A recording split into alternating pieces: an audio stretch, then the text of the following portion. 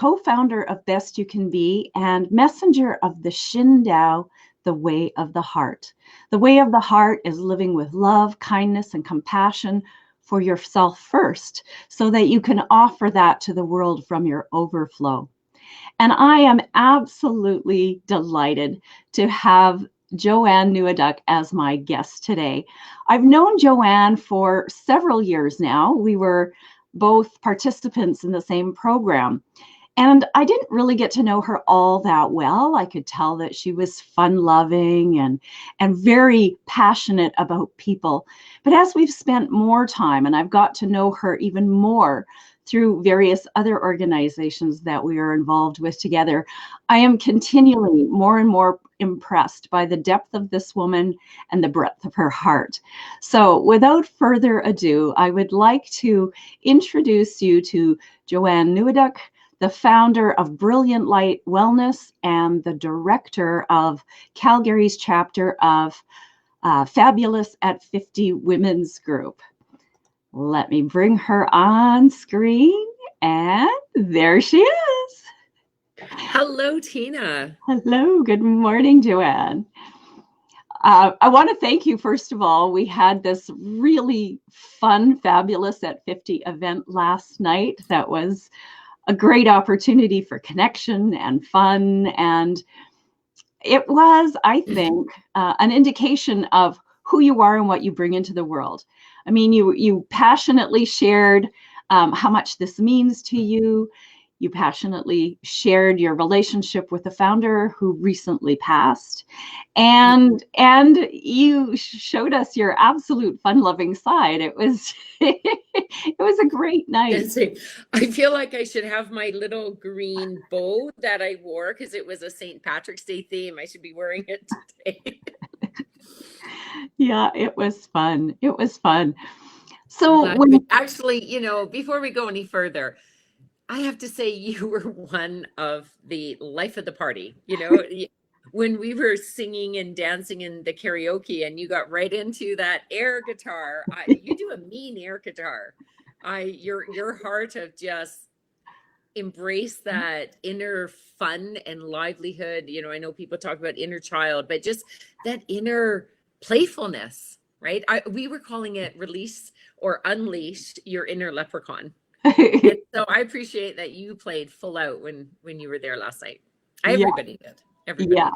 Yeah, everybody did. And yeah, I certainly did. And it was easy. The environment that you created made it easy, at least for me. Yeah. So when we first met, I knew you as this oncology nurse who was, yes, although you were fun-loving, you had this very serious intellectual, get down to business kind of side. And it's been really interesting. Yeah, it's been really interesting to see more and more layers of who you really are. So how did you ever move from being an oncology nurse to being this founder of Brilliant Light Wellness and being involved in Fabulous at 50? Okay.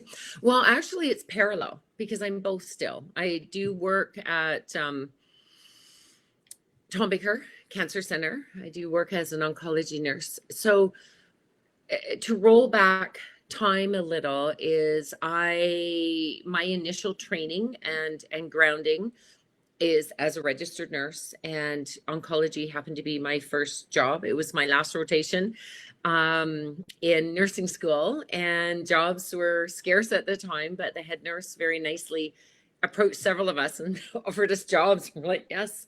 But I had a pull. I quite loved it. I actually felt myself drawn, and I very much liked the palliative care side of things. And I believe it's what you were talking about. It's where we can connect from the heart. I fairly recently, just within the last couple of years, did a program. I'm not sure if you're familiar with Find Your Sacred Gifts through Mindy McDonald. I've done that. When I did that one, I think it's important to say what was interesting is I initially was a bit indignant going, what do you mean I don't have compassion as one of my highest gifts? Because I was thinking that's what nursing was about. And really, when I learned more about it, I understood that compassion really is for those people that are so compelled to actually work with the people like Mother Teresa. And not that you have to be a Mother Teresa, but that in a sense, the under advantaged people of the world. And I've worked with charities. I've sat on the board. I've actually was president for 6 years of Medical Mercy Canada. Mhm. And I had a real pull, and I have compassion. But whereas the distinguishing difference is my girlfriend, who was the executive director at the time, she had compassion. She always felt the draw to go overseas and deliver the actual care. Whereas I actually embraced my more leadership skills, my ability to run events. I have the gift of vision and the gift of hospitality. So my gift was about making people feel comfortable and welcome, which is a very good gift when you're a nurse because there's the technicality sides. But my job is to walk into a room and instantly meet someone, and you have to have an intimate relationship. So that sets the ground for stepping into something like Fabulous at 50. I actually, for many, many years, was a stay-at-home mom, taking care of everybody else's needs. Mhm. And I really took a back seat. And because you can do that role in empowerment or you can do it in disempowerment. And for a period of time, I slipped into disempowerment. And I did become very serious. My fun-loving side had drifted away, because I like to say it's not so much even a side, I believe we're all multifaceted. So Fab at 50 came along 6 years ago. It's kind of a cute story. I just turned 50. And a friend of mine who teaches personal development was actually, I thought it was comical. She was like whining and complaining as she was turning 50. And I'm like, there's a disconnect happening here. So, and I had just turned 50 and I had decided I was going to make it the best decade of my life. And so I start going on about how great it's going to be. And she looks like she's ready to wring my neck.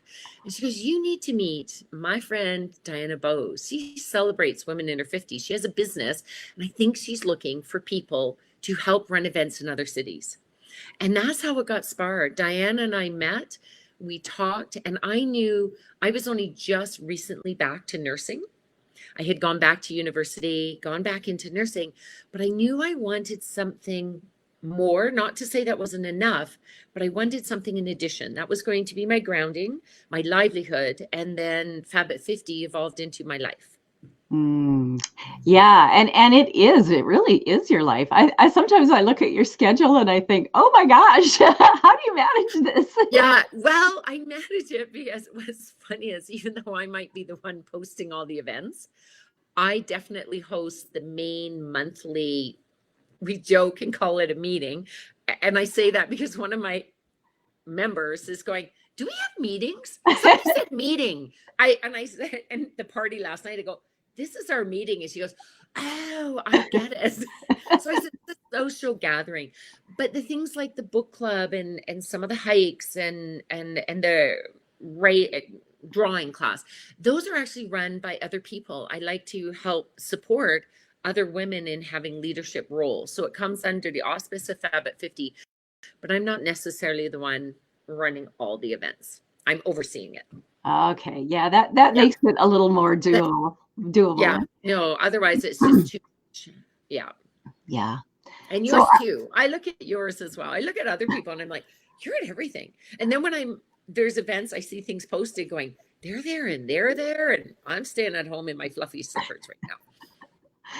yeah, and unlike you, I am at all of the events that I'm involved with.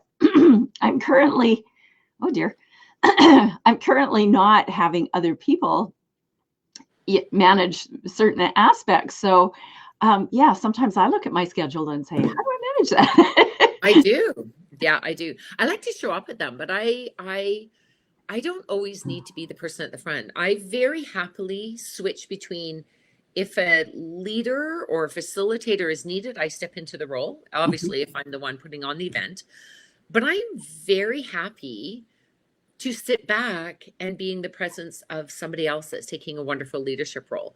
And I think I believe that good leaders know how to be good followers. So Mm. I get what needs to happen. So I will naturally just go into that supportive role. And just like I so appreciate it when other people do that for me, I endeavor to do that for them. And other times I show up and have fun and it's like, see ya. Wasn't that fun? I don't have to be the one doing the work. I think we need all of that in our lives. That's beautiful balance, and I applaud you for. I don't know. Have you always naturally been able to do that, or did you have to come to that place? Both. I think I went in and out. I think I know as a child, I was one of those kids that I don't know, maybe like teacher's pet. I was more mature than my age, which is a blessing and a curse Yeah. because I didn't feel I could just let go and have fun because I could already I felt more adult like, but in a child's body, and I was a little bit. I wanted to be playful. I had that, but I couldn't just. Where some kids just went like nutty crazy and didn't seem to even think of the consequences. I could already think of the consequences, so it Mhm. made me more. Let's just say a little more reserved. So as a Yeah. child, I was more reserved. I actually became more outgoing as an adult. I made up for it. So people see me as very extroverted, but there's a difference between being extroverted and truly being an extrovert. I do tend to be more, but I like my quiet time. I literally can be in my own home, quiet, barely with music on for days on end, and I'm very content. Mhm. So Diana Bose, who is the founder of Fabulous at 50, we both say, and I'm not sure whether I don't know the terminology well enough to know if I'm an introverted extrovert or an extroverted introvert, either way. Um, I think I balance, but some of it is a learned behavior and some of it was through the life changes. I've dramatically changed my life in the last 10 years. Yeah, yeah. Well, and I was so relating to what you're saying because I was teacher's pet, very mature for my age. Kids would be playing. I was sitting with the adults, listening to their conversation. I get that. I really get that. Uh, And and wanting to go play with the kids, but not really even knowing how to bridge that gap. yeah, Yeah. yeah. Yeah, and then as I got a little bit older, I found myself always being the organizer, jumping in the leadership role. And for me, and so I'm going to go back and recap on what you were saying, because I'm sure there are other people like me out there who Mhm. are a little bit challenged to let go of that control, to not Yeah. be the one who's got the reins and making sure everything is going well. Right. And when you have the gift of hospitality, it's even more because you really want to be sure that everyone is very welcome and having a good time and everyone's taken care of.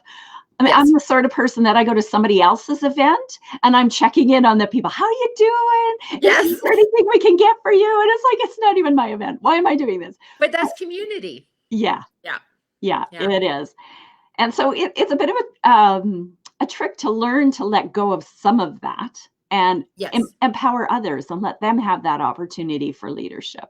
Well, here's an interesting comment that I think I took to heart, and I've seen it's come up in many different teachings, and it came up in a book I was reading once.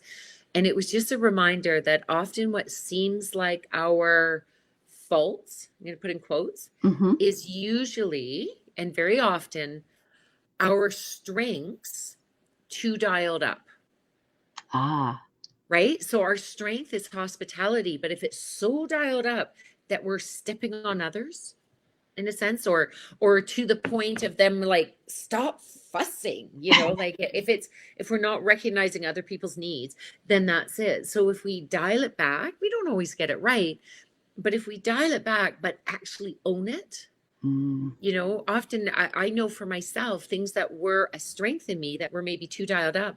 If anyone criticized, I would be like, it would mhm, zap my energy completely. yeah, But when I learned to say, well, this is who I am, and truly just accept who I am and not worry so much about what other people say, but maybe have it dialed back just a little bit, that's when the balance came in. And that didn't mm, really happen until into my 40s. I don't think we grow up until we're in our 40s or beyond. And I hope parts of us don't fully ever grow up. I think there's a difference between maturing and still holding on to that childlike behavior or, mm. childlike heart space. Yeah, Because yeah. I There, do. I can be very I like being playful, and especially when it's just myself and Ron, we're going for a hike. If it's in the, I don't know that I've ever gone for a winter hike without plopping myself down and making a snow angel. I just think it's fun. It is fun. It is fun. We had a really big snowstorm a couple of years ago about this time of year.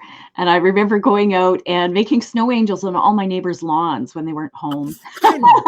That's fun. They wake up and like, here I am. No, I think that's beautiful. We need that. And it is. I think it's important that we embrace and not just think we're always happy or we're always, but when I switch to my serious side, as you mentioned, that doesn't mean I'm not happy. I'm just not in the playful.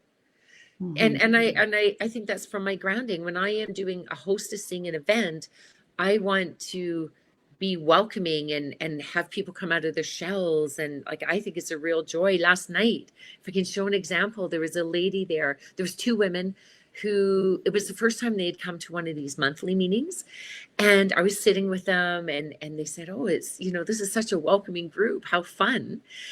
But when we got up and danced, the one was, I said, "Did you want to dance?" I wanted to see if she was just being shy or if there was something. She goes, "Oh, I have a bit of arthritis in this knee and I can't get up." And I'm like, "Okay." And so she was dancing in her seat. I turned around halfway through the night. She was standing on her good leg and she was dancing. And I'm like, "Yay." She goes, "I just couldn't resist it." Oh, And so that kind of thing is wonderful. And that's the lighthearted side. But there are things in life that are serious. And when someone's going through a life-threatening disease and treatment and they're scared, they don't know which way it's going to go, then there's a time to be more serious. But even in there, it's all about bringing your heart space to either. I think our hearts are so big, they can be playful or serious when the time is needed. yeah.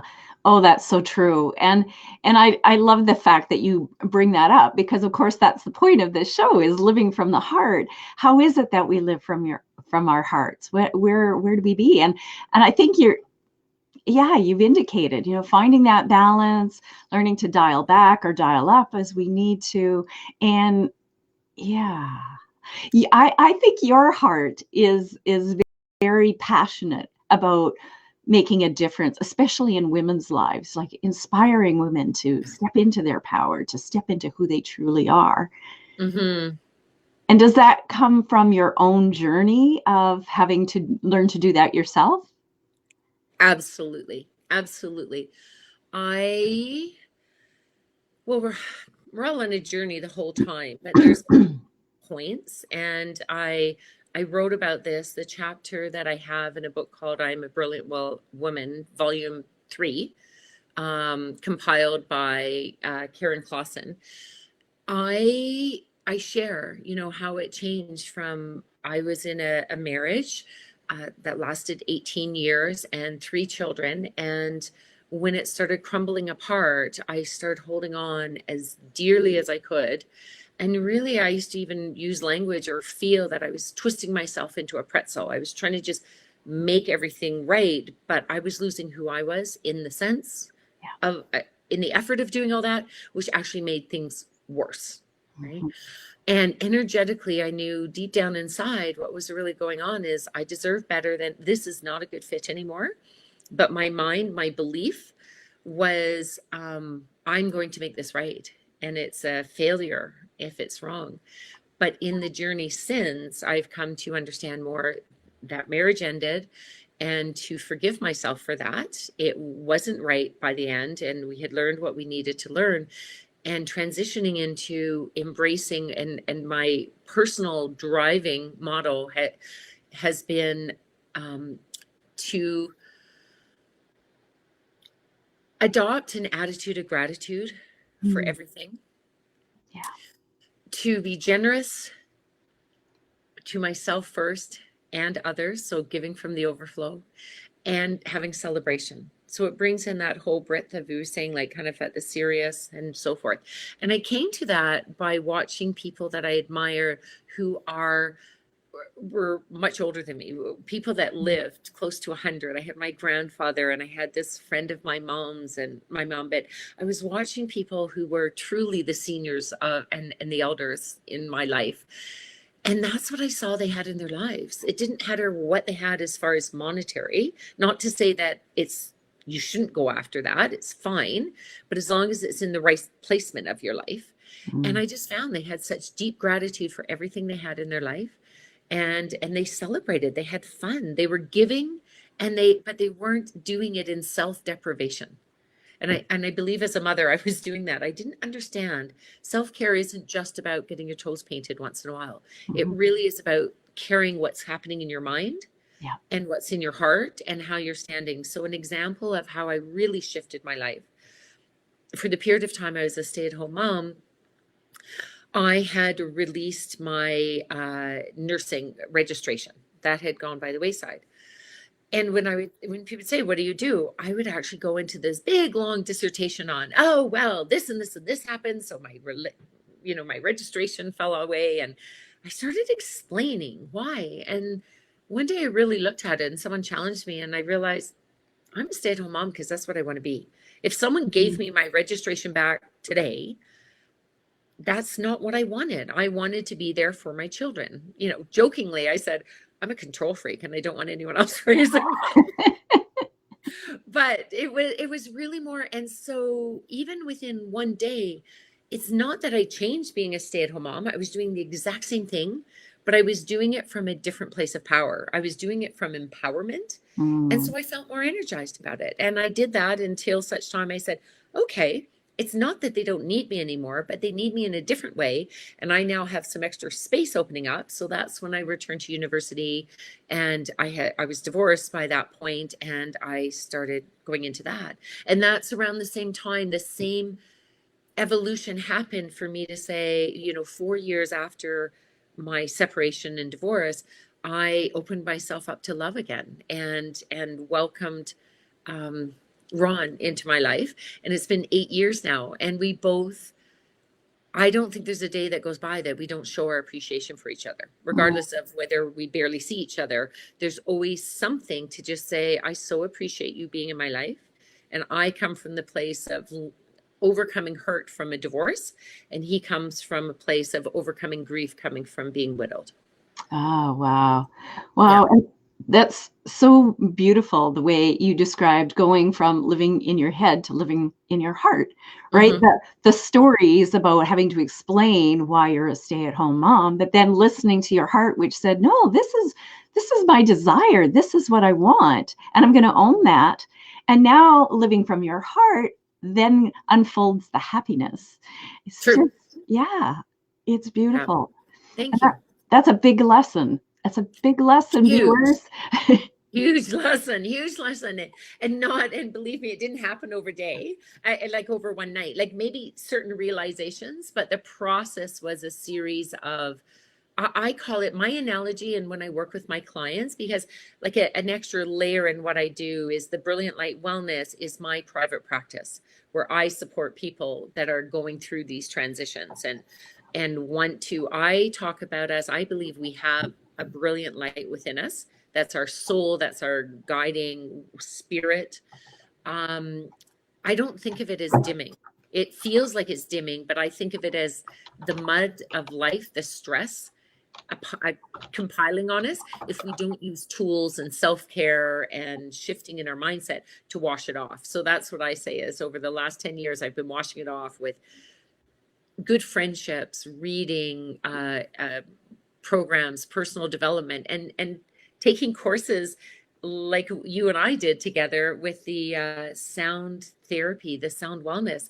I did that initially because well, first of all, I was going with a friend. I was Sandy's plus one. Ah, Like, yeah. oh, I get to play bowls today. And I get in there and I'm like, I love this. This speaks to me, especially the vocal toning. And then it grew in the next step. I suddenly went, I'm on the path to being a practitioner, and it fills my life. So anything that I bring to my clients and my clinic work is because it first helped me, and it helped me so much. I wanted to train in it, become a practitioner, and then I can use it as one of the tools that I support people in finding their happiness. Excellent. Excellent. Yeah, I'm the same as you. Now, since you mentioned that, I thought, let's put your website up here, brilliantlightwellness.com, correct? Sure. Yeah. let's put that up there so that if people want to find out more about who you are and what you do and how they might avail themselves of your services, your brilliant coaching and use of the lights and sound to help people heal I love themselves. I love that. Well, I say that I work with the healing frequencies of thought, light, and sound. So I am this weekend should be getting my official certification as a practitioner in belief reparenting, Oh, which yay. is a simple, it's not a modality. It's really a learning tool developed by Suze Casey. It really, it takes our conscious thoughts and pushes it, embeds it in our subconscious. Because right now we have a lot of negative. Many of us have negative on. We're thinking all the time. We don't realize that goes into our subconscious. And the best way to think of it is if we're driving a car when you're 16, it's like, where am I looking? What am I doing? That's all up here, but now it's in our subconscious. We just get in the car and we go on autopilot. So this is about shifting our autopilot to positive thinking. So that's thought, and then light. I work with light therapy, and then sound, the same as you, the sound wellness. Brilliant. Hence called Brilliant Light Wellness. Yeah. And if people want to get a hold of you regarding Fabulous at 50, where's the best place for them to find? I'll put that on the screen too. Do you want to just put my email? They can just reach out to me. So Joanne at, like the @ fabulous at50.com. Okay, and really, to make things simple, all roads lead to Rome, or all roads lead to Joe. You can reach out to me at joanne@fabulous@50.com and ask me either if you want to know more about Fabulous at 50, or if you want to book a discovery call to find out how we can work together in Brilliant Light Wellness. It's all fine. Okay, good. So I've spelled that all correctly. I'm looking at the screen. Remember I said, right, reading glasses. I said, no, Joanne, that's it. That's okay. it. That will get to me. And I'm happy. I am involved with quite a few different organizations and practitioners. And if we have a conversation and I don't think that it's a good fit for me, then I'm more than happy to give you the name of several other practitioners, because it really is, at this point in time in my life, it's not a matter of, oh, everyone has to come to me. It's more a matter of, this is fun. I really get, currency comes in monetary, but we all have different currencies. And I really, if somebody comes up and says, I went to see so-and-so practitioner that you recommended and it worked, that fills me up as well. Yeah, absolutely. I hear you. I love this because we're in this age of the feminine, stepping into that power. And it is more about collaboration rather than competition. We all know there's enough for everyone. So we don't have to be worried about like trying to grab it all. And, ooh, I need this client. I can't possibly refer to you because I need this for me. And it's like, no, we want to do what's best for that person. Well, that's coming from a place of need and scarcity. Yeah. So whatever, if we're always seeing, there is both scarcity and abundance in the world. And I say it's a bit like taking your spotlight and which you want to focus on, because whichever one you focus on, you're going to think that's all there is. When in reality, you just need to do that, or you need to turn on a floodlight so you can see that there's always both. And you just get to pick which one you're going to focus on and have in your life. Oh, that's so simple. That's so simple. That's a great parting message because, boy, goodness, I realize the time is like zoom. We can talk on for a long time. You're great to have a conversation with. We're done. So, folks, the shift from being in your head to being in your heart is that at any moment a shift of focus, a change of perspective. I love the way you said just shift your spotlight. Where are you focusing? And by making that shift with the spotlight, everything can change. Absolutely. Yeah. And change happens through awareness. And this show is such a beautiful awareness bringing to the world.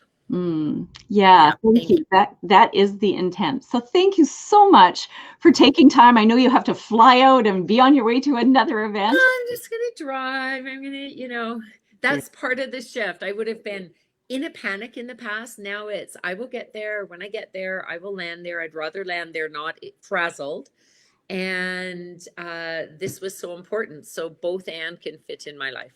That is beautiful. And that is the wisdom of being in our 50s, is it not? Absolutely. Yeah, we come to Absolutely. this place and it's beautiful. And this was brilliant. Thank you for all your sharing, Joanne. Oh, thank you, Tina. What a delight. What a Thank- delight. And anyone listening, you want to have a really fun party, invite this. Oh, I have to point this way, right? Yeah, Invite this incredible woman along. thank you. I do know how to have a good time. You do. You do. It's wonderful. Thank you. All right. Well, have a beautiful day. And until next week, folks, ciao for now.